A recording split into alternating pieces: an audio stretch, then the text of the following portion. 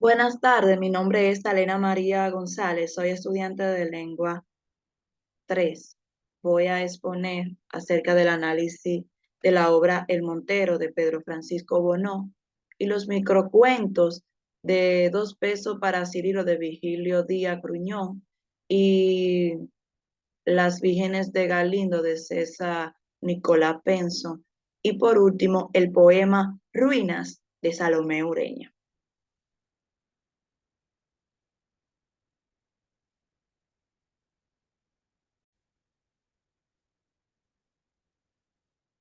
Continuando con la exposición, podemos decir que el título de la obra sí se relaciona con el contexto, porque se trata de unos jóvenes que ellos van a montear, ellos son monteros, ellos cazan animales, jabalí, como dice ahí, narra la vida de ese singular personaje que es el protagonista, que hace actividades, que se dedica a montear y también a cazar lo que es ganado salvaje, como el jabalí. Y sí, para mí sí tiene relación, el título y el contexto tienen mucha relación. Un dato muy curioso de Pedro Francisco Bonó es que El Montero es la primera novela dominicana y eso es algo que nos llena de orgullo a nosotros los dominicanos. Y si a mí me pusieran a decir qué otro título yo le pondría a la obra, bueno, yo le pondría Enamorado de la misma mujer, porque se supone que eran, bueno, según habla la obra, eran dos amigos que se enamoraron de la misma mujer, pero la chica nada más le correspondió a uno, entonces el otro tomó revancha y más adelante le voy a contar la historia, tomó revancha porque él quería que el amigo renunciara a ella, pero él no renunció a ella.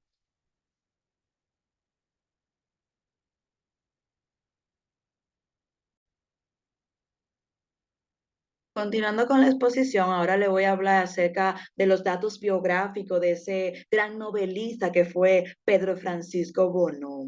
Pedro Francisco Bonó es el autor, como ustedes saben, de la obra El Montero. Fue un sociólogo, fue un pensador y político, fue político. Nació aquí en la ciudad de Cibao, en Santiago, el 18 de octubre de 1828 y falleció en San Pedro, en San Francisco de Macorís, el 14 de septiembre de 1906. Ella era hijo de José Bonó y este señor era un comerciante italiano y o sea que tiene ascendencia española y francesa por parte de su madre. Fue un observador científico de la historia y sociedad dominicana, fue un patriótica, fue también, se debe destacar que en su posición política y social, este autor fue, fue senador, fue senador, fue encargado de relaciones exteriores y justicia, también fue inspector de lo que es el Ministerio General de Agricultura. Eh, Él fue muy seguidor de la doctrina de este gran patriótica, que lo podemos decir, Gregorio Luperón.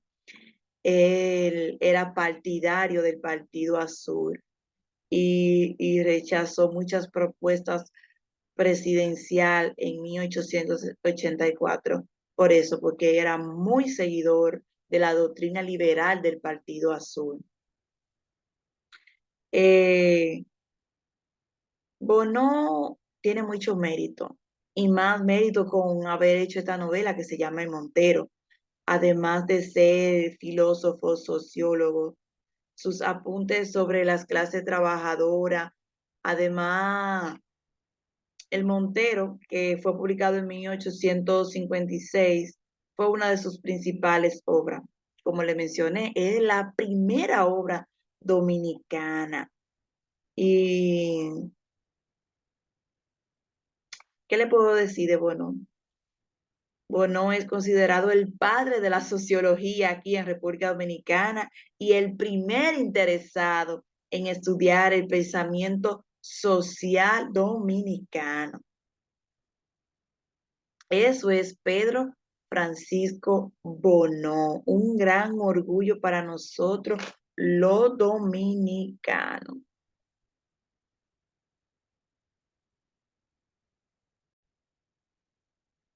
Siguiendo con la exposición, ahora vamos a hablar de los datos técnicos de la obra El Montero. Su género, señores, es un género novela. Lugar y época. El lugar fue en Nagua. En Nagua habla que en la obra cuenta que fue un lugar llamado Mantancita. Ahí fue que se generó eso, que se generó el contexto de esa historia en Montero. Tenían costumbre y manera de vida de Cibao y oriental. Señores, esta obra tiene 12 capítulos interesantes, de verdad que uno se entusiasma mucho en seguir leyendo porque es enriquecedor. Contiene 12 capítulos. Su género literario es ficción y simulación de la realidad.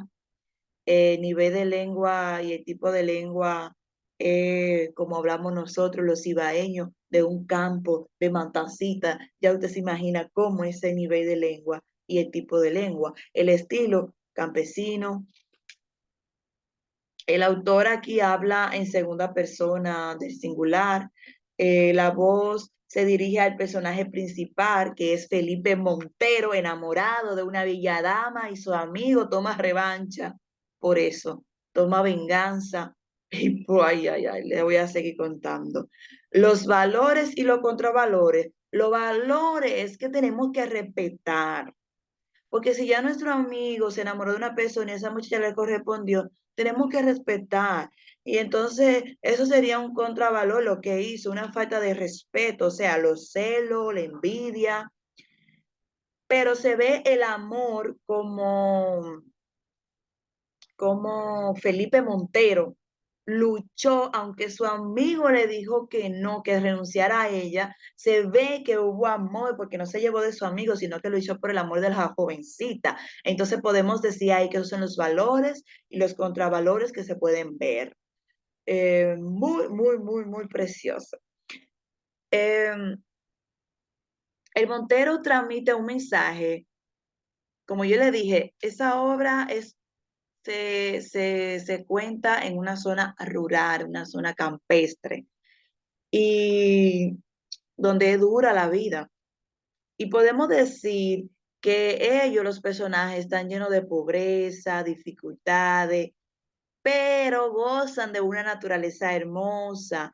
Pero Montero tenía que unir su fuerza y su voluntad para sobrevivir de algunos peligros que significaba cazar. Por eso le mencioné antes que ellos cazaban jabalí y eso era peligroso. Eso era en el monte. Tenían que exponer su vida porque esos animales eran salvajes. Y también lo hacían porque así podían alimentar a su familia de la casa. El Montero refleja lo que es una vida social de aquel momento histórico, eh, en una importante, ¿cómo le puedo decir? Una importante comarca del país, en el nordeste, en el Cibao Oriental, en Nagua, señores, en la que la materia representaba un medio de subsistencia. Fija su atención. Aquí el autor quiere que nosotros prestemos en atención en el personaje que llenó el papel tan importantísimo en el pasado. Perseguía y cazaba animales salvajes y bestias peligrosas y berracos temibles, como lo describe Bonó en su novela, exactamente en la página 130. Bueno, ¿qué más me gustó a mí de la obra? El hecho que a mí me gustó de la novela es que en el capítulo 3 me gustó una parte exactamente de la página 30 hasta la página 77 y fue como Manuel conquistó a María. la hija de Tomás y Teresa, declarándole su amor con los ojos. Y lo más cómico es que ellos le pisaban los pies. Y si la niña correspondía a la pisada de los pies, o sea, si ella no le decía nada, pues la pisada de los pies quiere decir que era correspondido. Esa era la forma como de decir, sí, dame amores, sí, te doy amores. Entonces, él le pisaba los pies a la mujer, eso era como una tradición de pedir la mano. Eso era una tradición. Muy parecido a los junglares de la Edad Media. A veces llamaban enamorados y se declaraban versos, lo cual a veces acababan a cuchilladas, pues imagínense ustedes. En esos tiempos a ese besito eso no se podía. Aunque Manuel era tímido, dice en una parte de la obra, en la obra dice que él se aventuró y a dar la pisada sacramental, aunque le dieran una bofetada. Eh, y desde ahí quedó saliendo, desde ahí, ese era como el sello del compromiso de casarse con María, pero también era el sello del odio de su amigo Juan, porque Juan también estaba enamorado de María. Entonces, eso es la triste historia. Me aficionó mucho la forma de cómo ellos se enamoraron. Muy, muy, muy bella esa historia. Otra cosa que me gustó en la novela fue la habilidad del perro de Manuel, porque recuérdense que Juan hirió a Manuel con el machete y, y la única forma, eh, gracias al perro que volvió a donde el padre de él para que fuera a auxiliarlo. Y esa actitud del perro me gustó porque eso demuestra que el mejor amigo del hombre es el perro. Eh, ¿Qué más me gustó de la obra? Bueno, señores, eh, como les seguía diciendo, Juan hirió en la cabeza a Manuel y, y el perro hizo lo posible para salvar a su amo. Llegó a la casa, llegó a la casa donde María, le dieron refugio a él, lo llevaron a un curandero, no sé, un señor que era de esos que en los campos que sanan a los enfermos, que lo cosen. Así es la cosa. Entonces, ¿qué es lo más importante de la obra? Tal como lo describe Bono en esa novela, la tarea de los Monteros era dura, tenían que trabajar duro para poder comer porque ellos eran pobres, era un campo como tal, y su alimento era la casa de Jibalí, que era una vida arriesgada. Muchos monteros podían salir malheridos, ¿sabes? En esa faena que ellos tenían que estar. Sin embargo, para Manuel las cosas resultaron entre mar y bien porque conquistó el amor de María. Yo me imagino que él, aunque le dieron su machetazo, pero esos machetazos no impidieron que él y María se casaran y tuvieran hijos, que es una bonita historia. Y María, además de tener el respeto, eh, eh, esta novela narra el hecho de cómo esos dos jóvenes en ese tiempo, el- o sea, la forma de enamorarse, cómo era en esos tiempos, en esa época, la costumbre que utilizaban, porque estamos hablando a la mitad del siglo XIX, señores. La vida social de ese momento en la zona nordeste era de peligro, era de mucho peligro y para subsistir ellos subsistían de la madre naturaleza, de los frutos, tenían que cosechar su cebolla, su repollo. Entonces, esa era la historia de Montero, así era la vida de Montero, esa era la vida de Montero.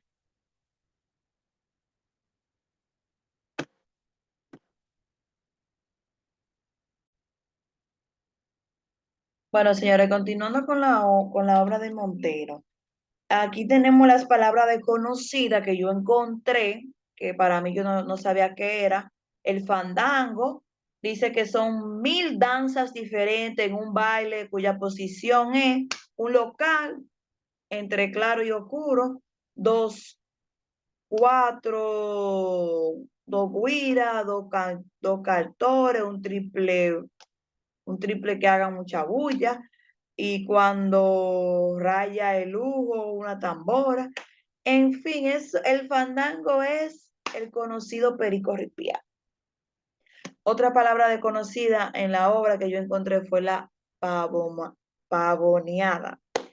La pavoneada era un paseo por 2 o 3 calles de ese barrio para enseñarle a una persona.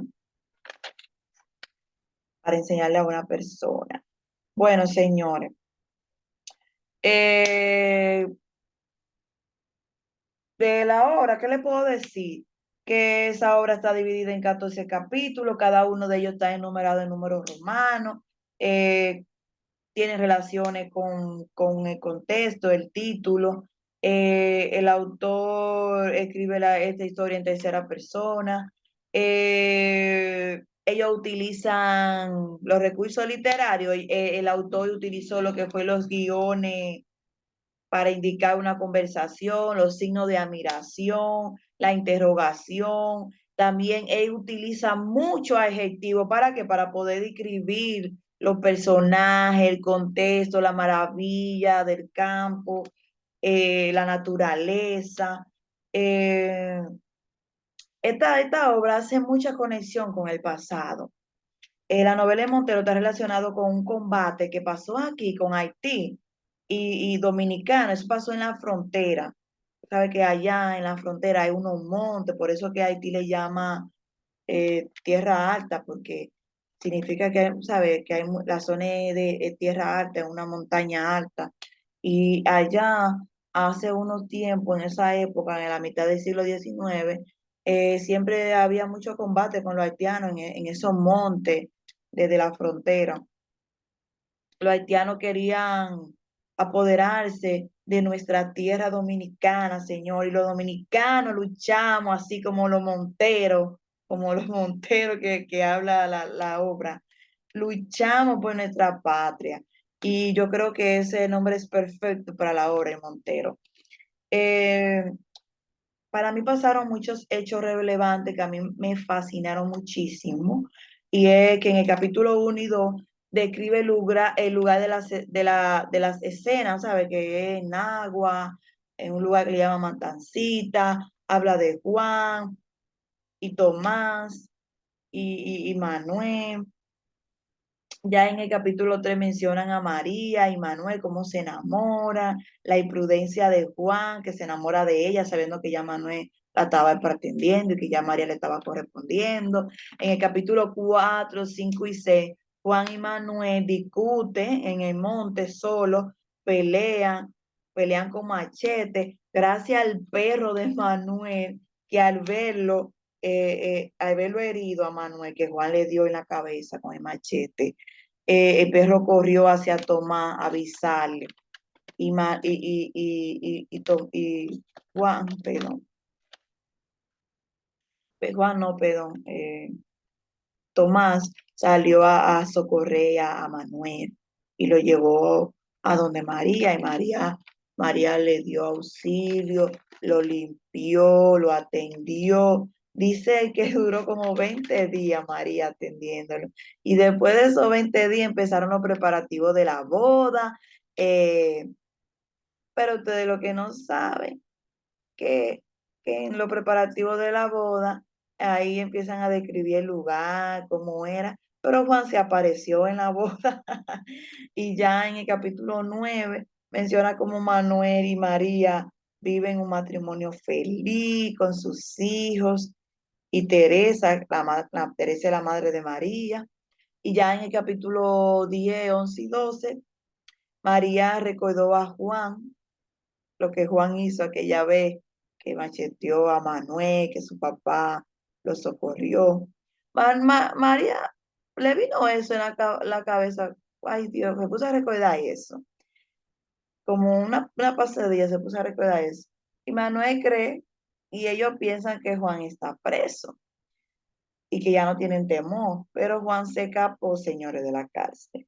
Así que Juan aprovechó que Manuel estuviera ausente de la casa y María salió con su hermano eh, y se encontraron con Juan, señores. Juan la forcejeó, Juan la estaba forcejeando y Manuel lo mató, porque entonces Manuel se devolvió, no sé, y se encontró en la escena donde Juan la estaba forcejeando y lo mató. Luego llegó la policía y encerraron a Manuel. Así pasaron eso. El ambiente se ve que es de lucha, de pasiones, de caudillo. Así mismo es. Y lo más interesante de esta obra que se hizo muy popular es que cuando esa obra salió en ese momento, la República Dominicana estaba pasando por una época crucial que fue la lucha racial con los haitianos y los dominicanos. Por eso esa obra hizo el boom. Llegó, llegó los ratings que tiene. Por eso, porque conectó, conectó con ese contexto que se estaba viviendo aquí en República Dominicana.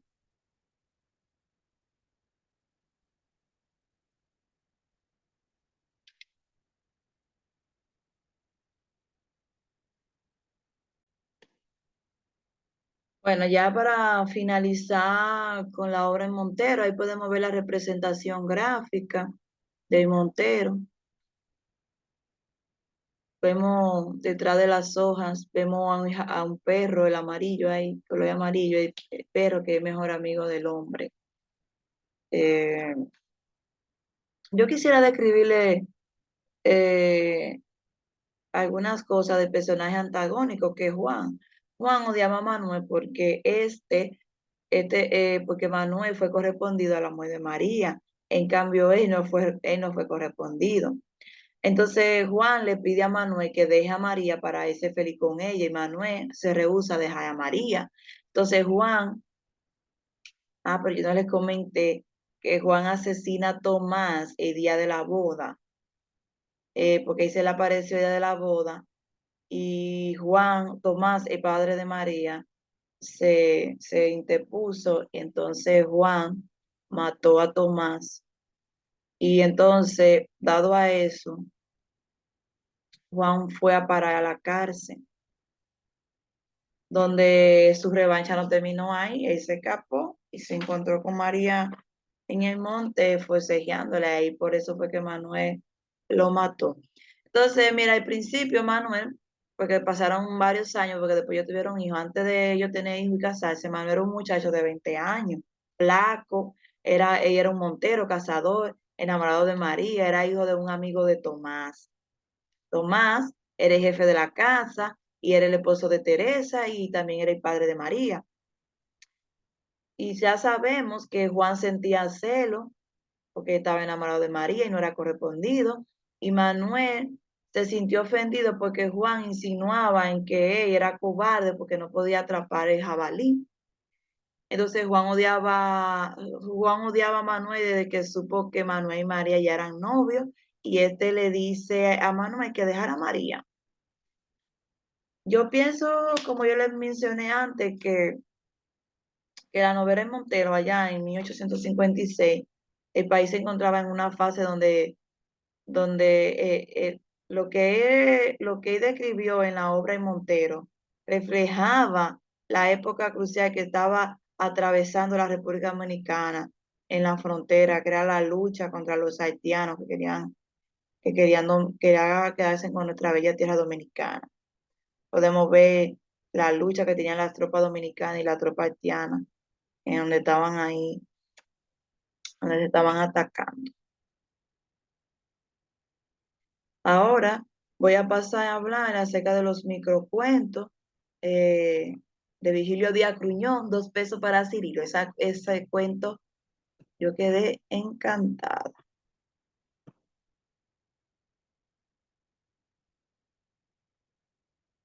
Tengo un problema aquí que se me frizó la...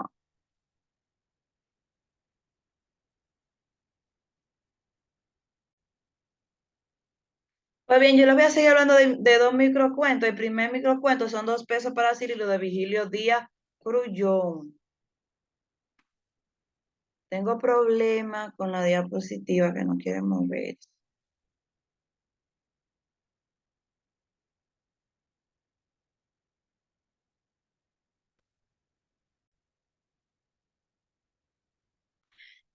Bueno, 2 pesos para Cirilo sí tiene relación con el contexto.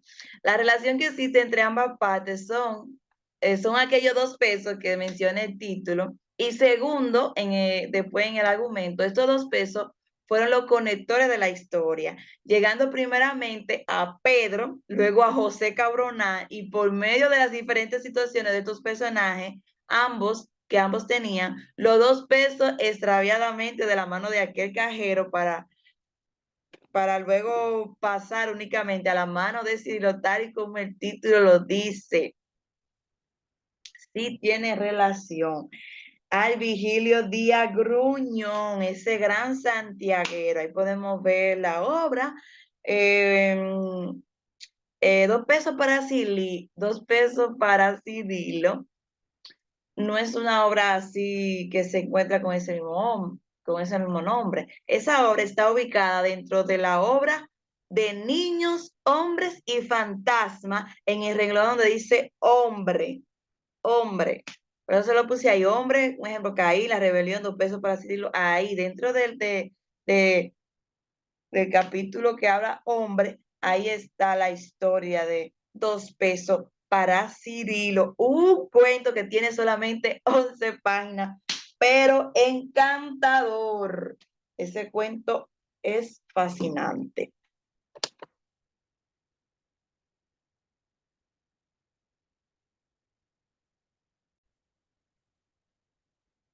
Bueno, yo le voy a hablar acerca de la biografía de este gran autor, Vigilio Díaz Gruñón, quien fue que compuso De Niños, Hombres y Fantasmas. Nació en Santiago de los Caballeros el 1 de mayo de 1924. Fue un escritor, fue un gran poeta y también fue un gran abogado. En 1946 tuvo el título de doctorado de Derecho en la UAS, luego de lo cual se desempeñó cargo en la administración pública. Ahora sí vamos a hablar de la posición política y social que tuvo Vigilio Díaz Gruñón. Una de las posiciones políticas y sociales que tuvo Vigilio Díaz Gruñón fue que tuvo cargo en la administración pública, la banca privada y en organismos financieros internacionales. Su obra narrativa abarca desde la narración de escenario urbano y de clase media hasta la temática psicología, pasando por los cuentos fantásticos clásicos y la crítica social. En su novela Los Algarroba también sueñan, ¿cómo le digo? En esa novela realizó una gran fuerte crítica a Trujillo, señores. Eh, Está considerado, Vigilio Díaz Gruñón, está considerado como uno de los mejores exponentes de la literatura dominicana en el género de los cuentos. En 1958 tuvo el Premio Nacional de Cuentos con Un Día Cualquiera, así era titulado el premio, y fue finalista del concurso de autores hispanoamericanos del Instituto de Cultura Hispánica de Madrid por el cuento que se llamaba Edipo, algo así, sí, Edipo. En 1977 obtuvo el premio anual de la novela Manuel de Jesús Galván por los, ay Dios, por los algarrafos Pues los agarrafos también sueñan, ya me recordé. En 1997 también recibió el Premio Nacional de la Literatura en la República Dominicana. Colaboró con diversos periódicos y revistas nacionales y extranjeras. Varios de sus cuentos han sido traducidos en el inglés y en el francés y portugués, para que se den cuenta que son cuentos fascinantes. 2 pesos para decirlo, a mí me gustó mucho. Aparecieron en numerosas antologías, fue un miembro de la Academia Dominicana de la Lengua, pero lamentablemente falleció en Santo Domingo el 18 de julio de 2001. Algunos de sus cuentos, como ya le mencioné, de niño, hombre y fantasía. Eh, vamos a analizar ya lo que es el cuento 2 pesos para Cirilo. 2 pesos para Cirilo.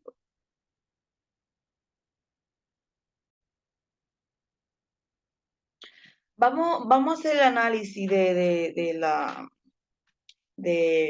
2 pesos para Cirilo. El género es cuento. El escenario. El escenario se da en una zona metropolitana porque el primer autor, el primer protagonista, él trabaja en una fábrica. Entonces, el otro lugar es en la casa de la esposa, Adela, donde Juan Cambronal sale también de su barrio, de su casa de Yagua, y se dirige donde ella a chapear la casa.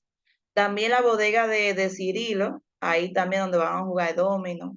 Y ya por último, donde llega José Cambronay a su casa, donde están sus niños llorando. Esos son los lugares donde se realiza este cuento. Los personajes principales, voy a mencionar los masculinos primero. Está Pedro Barbuena, que, que como le mencioné ahorita, él trabaja en una fábrica y se dirige al banco donde el cajero da 2 pesos de más y después llega a su casa. Luego está José Cambronal, que es el pobre infeliz que no tiene con qué darle comida a sus hijos y se deja engañar de Cirilo, que sale rápido a buscar un trabajo de chiripeo ahí y encontró uno donde la esposa de Pedro Balbuena, donde Adela. Y ya en los personajes femeninos tenemos a Adela, tenemos a Caridad, que es la esposa de José Cambronal, y los niños que están llorando de José Cambronal y Cirilo, señores, que es un abusador. Los, bueno, los valores y contravalores. Bueno, señores, los valores hay que ser honesto. Vemos que Pedro Barbuera no fue honesto, porque el cajero le devolvió 2 pesos de maíz y no se lo devolvió. Vemos deshonestidad, eh, vemos que Cirilo usa su astucia, porque es un hombre inteligente, pero no un hombre inteligente para hacer bien, sino un hombre inteligente para hacer mal. Sabiendo que Cirilo es un pobre infeliz, que sus hijos no tienen con qué comer, se aprovechaba del pobre Cirilo y lo engañaba con sus artimañas para que Cirilo gastaba todo el dinero y se fuera vacío a su casa y sus hijos gritando de hambre. Y la pobre Caridad haciendo caridad para conseguir comida. Ya usted puede ver. Esos son los contravalores que se pueden ver. Los valores que se puede ver, que los valores que yo pude notar ahí es que Caridad, aunque Cirilo se dejaba engañar, tenía, como su bien su nombre lo dice, caridad. Trataba, no sé si limpieza, hacía su lavadito, su trabajito y siempre buscaba con qué dejarle un plato de comida a José Crambonal. Lo único valor bonito que me gustó fue de Caridad, la esposa de José Cambronal. Cirilo Villamán es un bodeguero en su zona que siempre quería engañar a la gente, se salía con sus astucias. Eh, Se ponía abajo de una matemango a jugar domino y ahí en los dominos era que él tenía su truco, porque él tenía su truco cuando estaban jugando con su domino, con su mano de domino ahí. Él hacía que la gente se sentara a jugar en la mesa de dominó y que va, era el que ganaba, él tenía una seña con el frente de que jugaba dominó para engañar a los que estaban en contra y salían perdiendo y se iban para su casa sin ningún peso. ¿Y qué podemos decir? Cirilo, José Cambrona era víctima de Cirilo, el pobre infeliz que no tenía dinero ni para mantener a su familia, hundido en la pobreza, los niños llorando, los niños sin ropa, desnudos. Lloraban en forma roncosa, de tanto llorar, ya lloraban ronco. Y Cirilo usaba era inteligente, pero usaba la inteligencia para la malicia. Eh, Mandaba al pobre José Cambronal sin un peso en los bolsillos para donde su pobre Caridad, su esposa Caridad. Adela es la esposa de Pedro Balbuena. Ese Pedro Balbuena nunca le gustaba hacer oficio en su casa. Había un monte de hierba y nunca tenía tiempo. Entonces Adela, como él nunca tiene tiempo, aprovechó a José Cambronal y ven, chapéame esto, esta hierba. Pero cuando él llegó ahí fue el problema porque él no quería. Él dice que Adela es una derrochadora de dinero porque tampoco ni floja de dinero, ni tampoco quería hacer trabajo en la casa. Porque ya si tú no quieres hacer trabajo en la casa, pon el dinero, como dice Adela, pero él siempre la tenía Adela como que ella era una derrochadora de dinero. Y, y Adela lo dejaba hablando solo y buscaba un trabajador para que le limpiara su casa, porque ella no lo iba a hacer. Y bueno, eh, así llegó José Cambrona a ganarse 2 pesos, porque el chapeo ella y Adela lo negociaron por 2 pesos. Y, pero Pedro Cambrona se quedó molesto porque no quería darle los 2 pesos a José Cambrona. Él quería que se quedara el monte ahí en la casa. Para mí, el personaje antagónico es Cirilo Villamar, porque él es capaz de enredar a la gente. Miren, enredó a José Cambrona ahí, ven, una manito, una preta, y lo mandó para su casa sin ningún peso, sabiendo que en su familia carecen, esos niños lloran, que viven cerca de su casa y esos gritos son que parten el alma, unos gritos roncosos. Y como le mencioné antes, el título tiene relación con el texto, porque los 2 pesos que Pedro Balbuena no le devolvió al cajero, pasaron a José Cambroná. De José Cambroná pasaron a la mano de Cirilo y terminaron en la mano de Cirilo. Los 2 pesos que el cajero dio de más terminó en la mano de Cirilo con las astucias y las timañas que Cirilo usaba. Entonces, el título está perfecto, 2 pesos para Cirilo. Eh, si yo le cambiaría el nombre, me gustaría ponerle como como pudimos leer que Pedro Balbuena le quitó los 2 pesos al cajero, como que el texto, como que el título fuera lo que por obra viene, por más se va. O sea, los 2 pesos que le quitó al cajero se le fueron.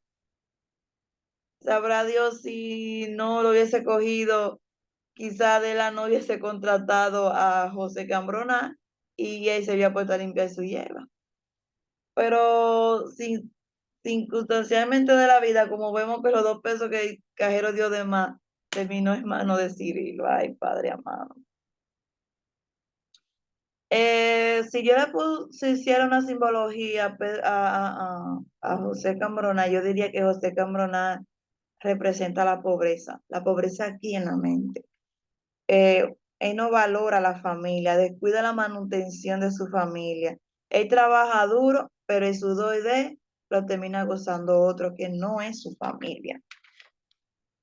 Y, y eso lo vemos mucho aquí en los dominicanos, que tú ves que para beber cerveza, jugar lotería tienen y dejan a un lado a sus hijos, a su familia, que lo necesitan. Eh, Cirilo, yo lo puedo, una simbología de Cirilo, que es un hombre inteligente, un hombre audaz, pero para hacer las cosas mal, para hacer las cosas del mal. un hombre sin piedad, un hombre egoísta, un hombre que solamente piensa en él, un hombre que solamente piensa en su beneficio y no le importa que los demás sufran con él tratar de conseguir su beneficio. Consigue el éxito a base de sacrificio ajeno. Adela es una ama de casa que afana allí, que afana allá, y su esposo que es un tacaño que no le gusta ni cooperar en la casa, ni cooperar con el dinero. Y ella tiene que estar haciendo el papel de ella y el papel de ella en la casa. Para mí los momentos más importantes del cuento es cuando José Cambronay consigue trabajo con doña Adela, que ellos se ponen a negociar, que ahí no sabe si 2 pesos era barato o caro, pero ya es porque necesitaba mantener a sus hijos, entre comillas, porque no lo mantuvo, se lo dejó así y los 2 pesos. Entonces, otro momento que me pareció triste era cuando Cirilo lo envuelve a José Cambronal y José Cambronal termina envolviéndose en las artimañas de Cirilo y llega a su casa sin ningún peso. Porque yo me puse contenta cuando Adela le dio trabajo, porque yo dije, ay, le va a llevar pan a sus hijos. Pero cuando yo vi que Cirilo se quedó con todo el dinero, con todo lo que José Cambronal trabajó en ese día, a mí me dio una tristeza enorme. Y ve que sus hijos en la miseria, grito de hambre, es fuerte, grito de hambre. Eh, Cirilo es el personaje con, o sea, con una actitud que, ay, no sé cómo decirlo. El autor maneja las actitudes de Cirilo de una forma que domina a José Cambronal y hace que José Cambronal no llegue a la meta, que la meta es llevar sustento a su casa. O sea, el autor utilizó unas actitudes magníficas en esa obra de cuento. Y también el autor utilizó en José Cambronay una actitud sumiso, un hombre que no era hábil, que era bruto, en términos dominicanos. Porque, o sea, si tú saliste para tu casa, para llevar pan a tu casa, llega primero a tu casa, dale pan a tus hijos y después si te queda algo, ve y entretente con Cirilo. Pero el primero lleva el pan a tu casa. Entonces, esas actitudes yo siento que el autor la manejó excelentemente bien. Eh, yo quiero analizar los gritos de los niños, porque eso sí me partió el alma. Son unos gritos, señores, de impotencia cuando uno lee el cuento. Es unos gritos de impotencia que yo misma, mi corazón no aguantaba. Es unos gritos como de injusticia, porque Dios mío, es una injusticia lo que Cirilo está haciendo, porque está viendo que esa gente no tiene, porque si él no supiera otra cosa, pero él sabiendo que son vecinos de ellos y que esos gritos de esos niños son las 24 horas del día, eso me partió el alma.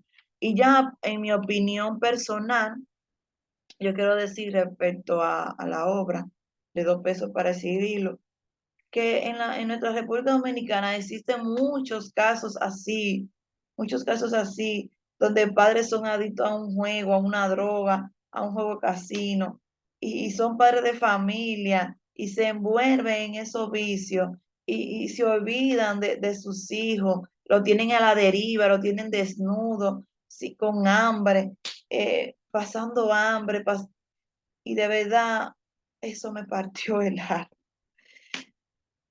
Ojalá muchos padres leyeran esa obra y cambiaran de verdad, porque eso es algo penoso, esos gritos, esos. Ya para terminar, repito el primer cuento, 2 pesos para Cirilo. Estas fueron las palabras desconocidas que yo encontré, que fue púa, que es una chapa triángulo ovalada de carey, que se emplea para tocar cierto instrumento como la guitarra. La colilla es otra palabra desconocida, que son restos que se deja así, eh, sin fumar de un cigarrillo que ha sido fumado.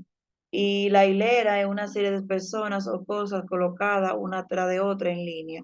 También otra palabra desconocida para mí es el alto cerro, que se trata de elevaciones aisladas de la tierra en los terrenos y su altura es menos a la de un monte o una montaña. Ahí tenemos la representación gráfica de donde se encuentra la portada de 2 pesos para Cirilo, de niños hombres. y fantasma, en el capítulo donde dice hombres. Ahí se encuentra el cuento Dos pesos para Cirilo.